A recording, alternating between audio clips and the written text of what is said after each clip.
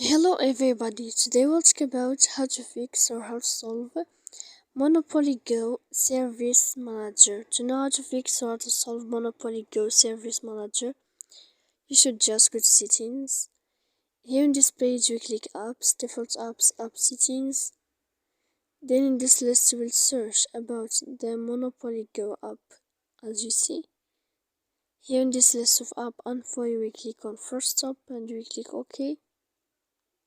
Here we'll enter to storage.